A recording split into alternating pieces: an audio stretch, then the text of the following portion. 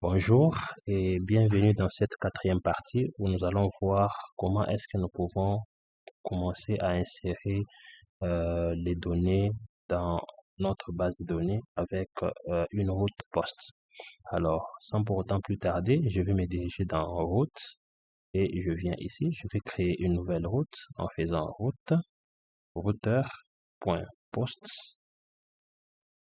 et je viens, je dis ok, je vais aller par exemple sur create, juste un exemple, et je vais utiliser seulement le contrôleur home sur la méthode create.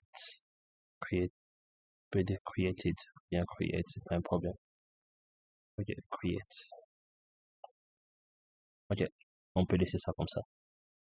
Alors, comme j'ai créé la méthode, je vais aller au niveau de mon contrôleur. Au niveau de mon contrôleur, ce que je vais faire, je vais créer cette méthode-là. Je vais dire classe. Non, pas classe plutôt.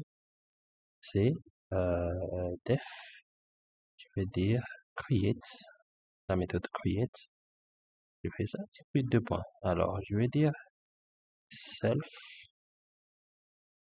et je vais descendre là en bas. Alors, pour cela, qu'est-ce que je vais faire? Je vais dire que j'aurai besoin des valeurs qui seront postées. Alors, comme c'est un API, je vais devoir récupérer des valeurs au niveau du URL qui sera envoyé avec les valeurs postées. Alors, pour cela, je dois devoir importer la request. OK? J'importe aussi la request et ce que je vais utiliser ici. Alors, de ce fait, je vais envoyer quelques valeurs que je vais juste copier quelque part et puis je vais venir le mettre ici.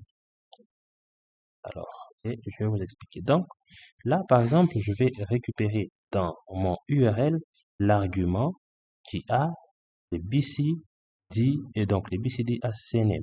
OK? Je pourrais le nommer autrement, c'est pas un problème. Alors, c'est juste pour faire une sorte de... pour gagner en temps. Alors c'est pour ça que je mis ça là-bas. Et ensuite, après avoir récupéré les arguments, donc nous récupérons les noms, nous récupérons les comptes, nous récupérons le BCC UID et nous récupérons le NDate aussi. Alors, après avoir récupéré le nom et toutes les valeurs au niveau des arguments du URL, qu'est-ce que nous allons faire? Nous allons créer une nouvelle instance, ok? Afin de les introduire, afin de les insérer en utilisant le modèle. Donc, notre modèle, c'est le BCD details. J'ouvre la parenthèse et je vais faire maintenant le mapping. Alors, pour faire le mapping, je vais juste faire le mapping pour dire la valeur qui est dans le modèle qui va correspondre à la variable qui est là. Ok? Donc, ça, c'est une valeur qui est dans en fait, une colonne qui est dans le modèle et la valeur qui sera affectée à ça, ça sera celui-ci. Ok? C'est une sorte de mapping. Alors, après avoir créé ce mapping-là, qu'est-ce que nous allons faire? Nous allons maintenant les insérer au niveau de la base de données. Donc, en utilisant DB, ok? Et vous voyez que DB n'est pas reconnu. Pourquoi? Parce qu'on ne l'a pas importé. Alors, pour l'importer, je vais utiliser, je vais faire from app, ok? Import. Je vais importer DB, ok? Afin que nous puissions l'utiliser. Alors, comme nous avons besoin d'interroger la base de données, nous aurons besoin de DB et nous ouvrons la session avec la base de données add.add et puis nous allons ajouter notre data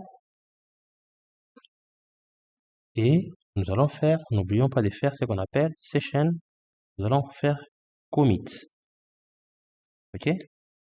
Alors, une fois qu'on a fait commit, alors j'aimerais que quand on envoie, qu'on puisse nous retourner le résultat qui a été posté. Alors, je sais que j'ai déjà ça ici. Je peux juste copier et coller. Je peux juste copier et coller. Juste ici, en bas. Voilà.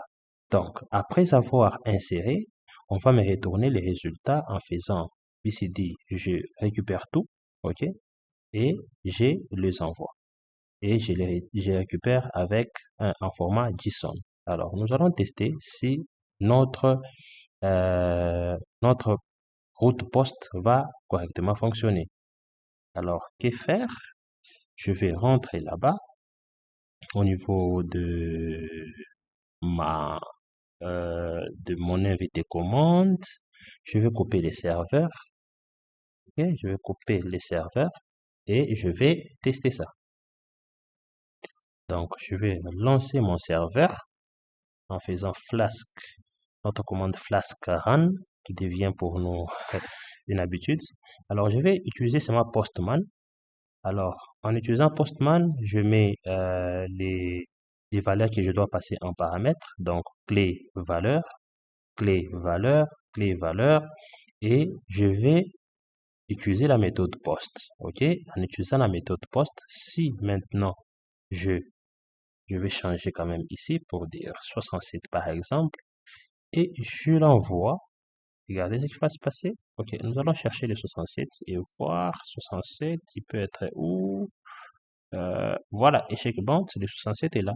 Et il a été envoyé avec tous ces paramètres. OK, celui-ci, il est généré automatiquement par une séquence que j'ai configurée au niveau de la base de données.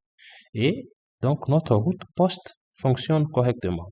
Et vous voyez que même notre Python arrive à récupérer la chaîne, en fait, l'URL pour l'envoyer dans notre contrôleur. Alors, je pense que cela a été d'une grande utilité et vous avez compris comment est-ce que nous avons processé pour arriver jusque ici. Alors, prochainement, nous allons vous montrer comment est-ce que nous allons déliter dans la base de données ces valeurs. Merci et à la prochaine.